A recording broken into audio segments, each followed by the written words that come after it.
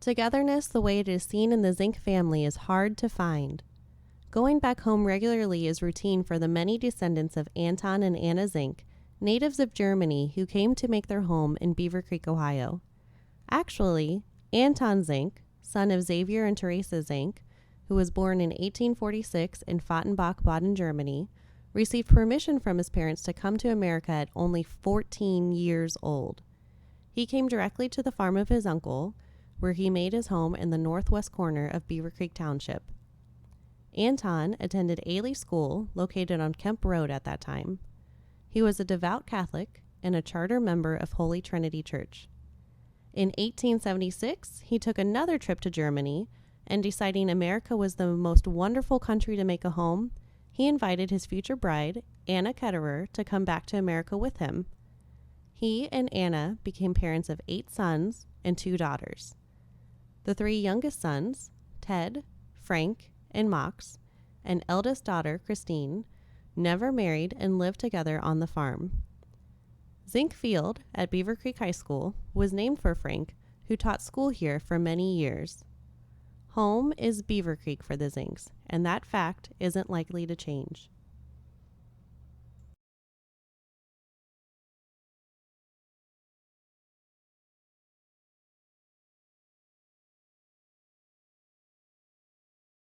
I've always been proud to be a Zink.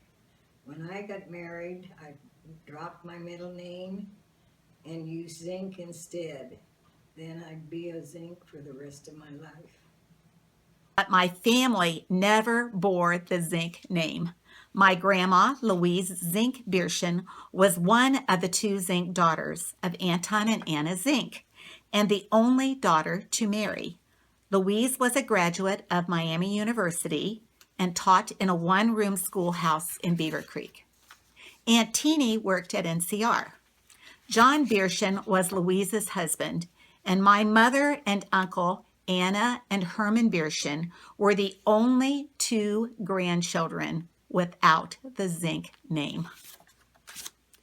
My mother, Anna Bierschen, married Richard Leibold, and I am Mary Ann Leibold Shane, the oldest of the 8 Leibold children, wife of Jim Shane, and mother of 5 children and grandmother to 16 grandchildren. I am Shirley Zink. I have been married to Jimmy Zink for 63 friggin' years.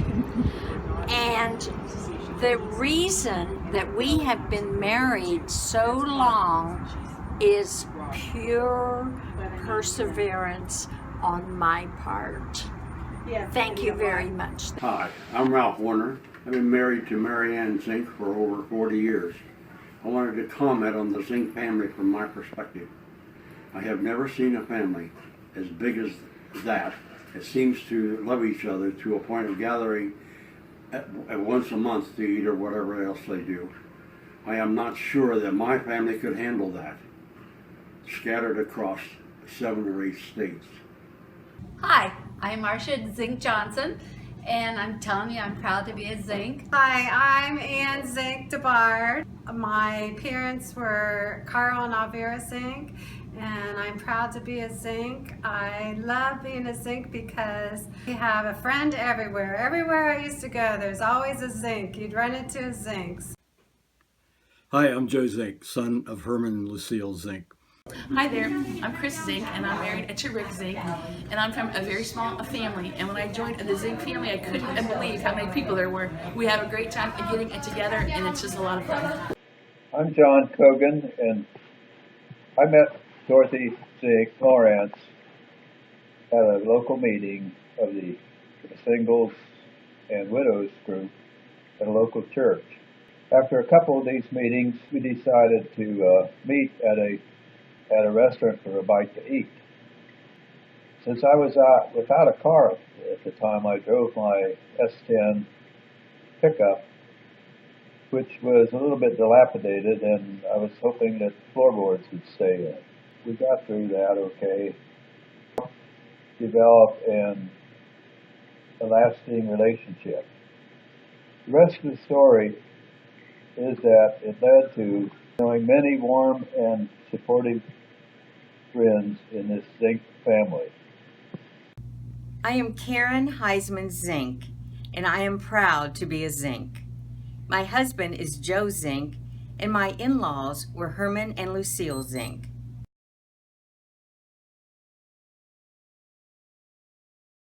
As a child with all my 20 other cousins, and when you add me, I have 21 of them. But Uncle Frank, Uncle Max, and Uncle Ted, who never married, and Aunt Tina was the girl that never married, and they played quite a role in my life. And the one thing I always remember is that you would always hear, "A man is as good as his word." I also remember how welcome the uncles and Aunt Tina would make us feel when we would go out to see them. Uncle Ted would play the piano, and sometimes my mother would sing, and Uncle Frank would tell jokes and tell about the war, and Uncle Max would show Serena and me a magazine, usually Susan Roebuck, and we'd pick out which girl is the prettiest on which page. My favorite Zink memories would be the closeness of our family, the times that we've spent together over the years, and just total family. I have many happy memories from becoming part of the family. They are a family that truly value family time. Their celebrations and holidays are large get-togethers. I have always said the cousins are as close as brothers and sisters, and all the credit goes to previous generations for making it known to their children the importance of family.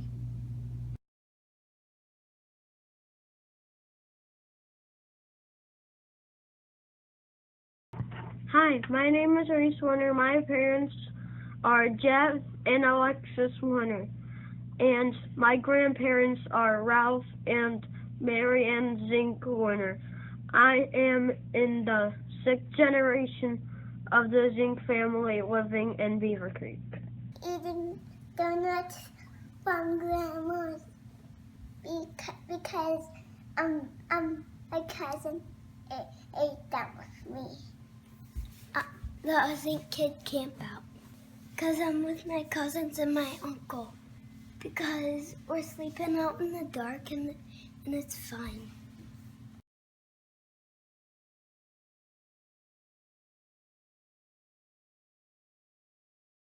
I can remember after milking, my uncles would squirt milk at me as they hand milked the cows, and they always were feeding the cats. But then after they milk, the next morning, they would load the milk in 10-gallon cans, and we would take it all down to. We drove to Dayton, and I usually rode with Uncle Ted or Uncle Max did that, and sold the milk, but we drank more milk that was unpasteurized before we took it down to the producers, which they processed the milk to sell at the stores. And I can remember also after they built the new house, they always used the old house where my uncles, my dad and my uncles and my aunt grew up. It was a one room big, but one room, and they slept upstairs. And my dad was telling me about he could watch the stars through the cracks of the roof, and it snow sometimes would fall in on them, but I mean, of course, there was no central heating at that time, and they enjoyed that so much. But the thing I remember is after we get up at 5 o'clock and milk the herd, which was usually at that time about 25 cows, we would go back, and instead of eating in the big house, They always had the breakfast, potatoes, and quite a meal. After milking, that would be about maybe 7 o'clock. And it was just quite a memory to share with everybody.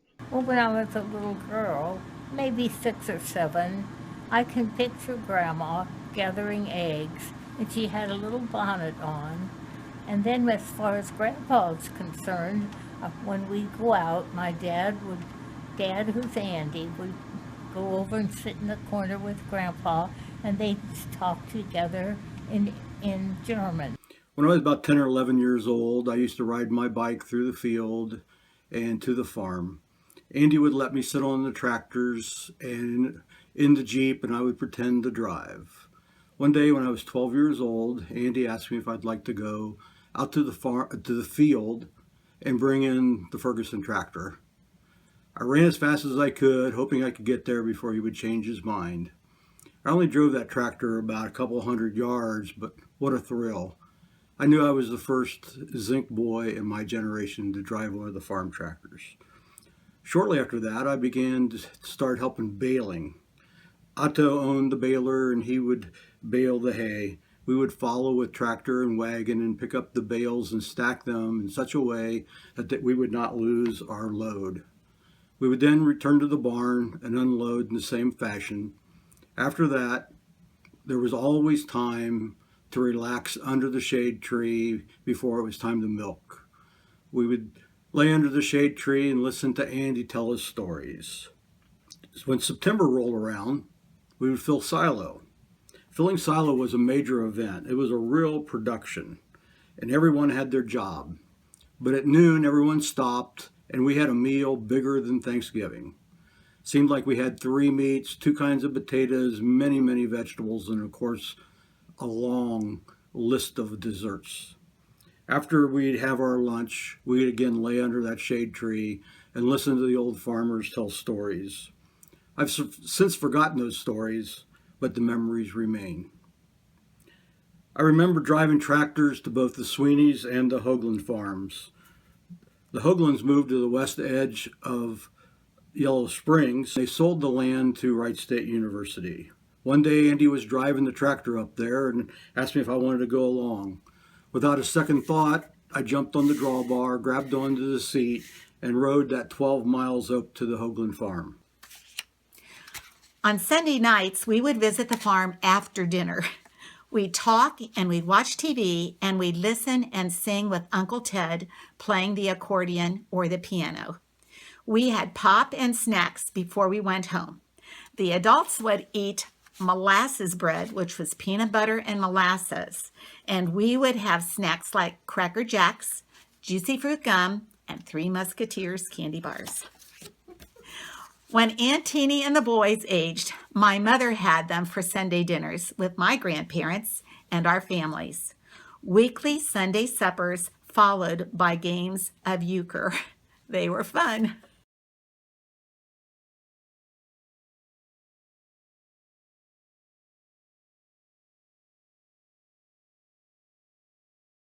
My favorite Zink family memory would be Christmas at the Hall. The Hall is our family potluck dinner that we do the first Tuesday of every month, and it has been going on for almost 100 years. But the first Tuesday in December is extra special because we celebrate Christmas as a family. We had larger than normal crowds, more family members showed up, bigger potluck, better food, but we also had a visit from Santa Claus. At the end of after dinner, the kids would gather around and sing Christmas carols. And when Jingle Bells came, that was Santa's cue to come into the hall. All of us had a chance to sit on Santa's lap and ask for something that we wanted for Christmas, and of course get a candy cane. But I think special about this is, I don't know when the tradition of Santa coming to the hall began, but it's still around today. And my kids have had the opportunity to sit on Santa's lap and get a candy cane, which I think makes it extra special. And of course, the hall. At Christmas, Easter, summer get-togethers, and Tuesday monthly dinners. We come to the hall on the first Tuesday of each month, and it's a fun times. One of my memories of the hall is that the serving line in the basement is very well defined with some very sturdy pipes. A couple of months ago, I saw a little boy at one of our potluck dinners reaching up to try to grab the pipe. This brought back memories when I was younger. I remember not being able to reach up and grab that pipe, but then later, when I got a little older and a little taller, I was able to reach it. We would try to do some gymnastics, but by the time we did that, adult came along and asked us to stop so that we didn't bust our head open. I guess some things just never change. A wonderful time at the hall that we had, which I almost was too young, but my older cousins enjoyed it much more than I did. And some of you might remember the Zink Christmas party at the hall when there weren't very many young people. At that time, Aunt Teeny bought gifts for all of us. One Christmas, at least 60 years or more, she gave me a beautiful silver pendant. This is that pendant. Since I'm the oldest of this generation, I was coming here with my daughter at Christmas time, and Aunt Teeny was standing at the top of the steps, and she saw me with this little girl, and she says, "Get that little girl up here," and she took her. Her name was Jean, and I didn't see her for the rest of the night because Aunt Teeny had her, and I have many, many memories at Aunt Teeny's with Mary Louise and Jim and them at Christmas time, that great big house, and we got to run all over the place. I could go on, but I don't want to keep doing it. There is a picture from 1957 of 102 Zink family members celebrating Easter at the hall, the place where every first Tuesday of the month dinners are still held. This monthly covered dish dinner has been going on since 1919.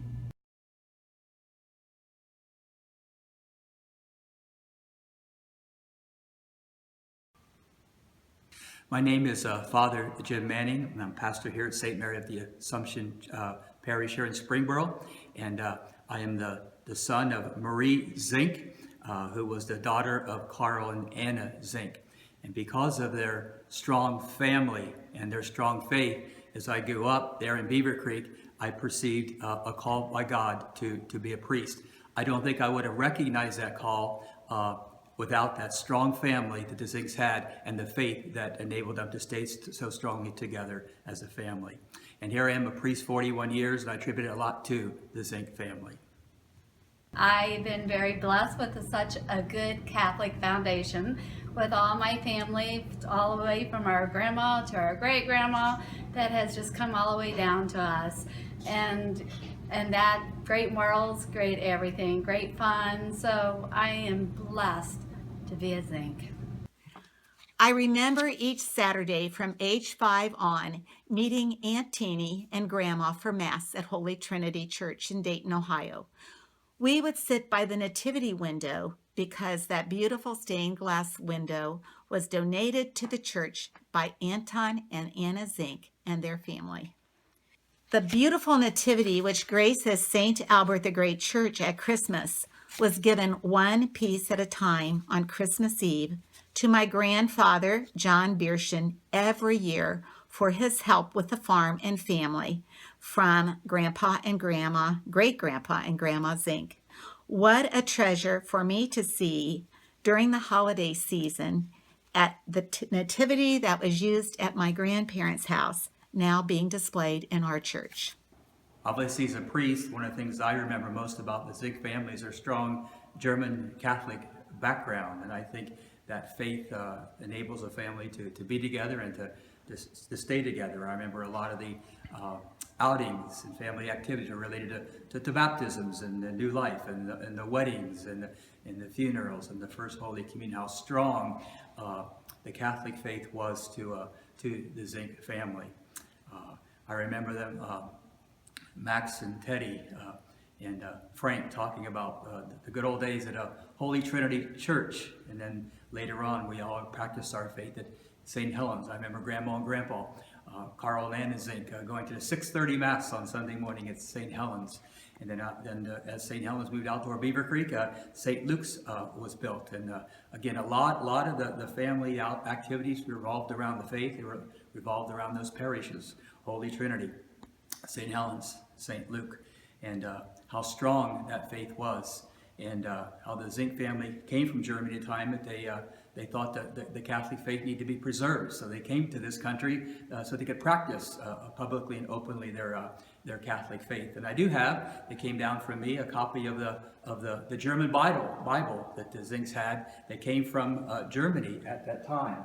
And you can see the print there is obviously in German, and you can see the cover is really old. And I think that Bible strongly speaks for the faith of the Zink family and how that faith enabled them to stay together so strongly as a family.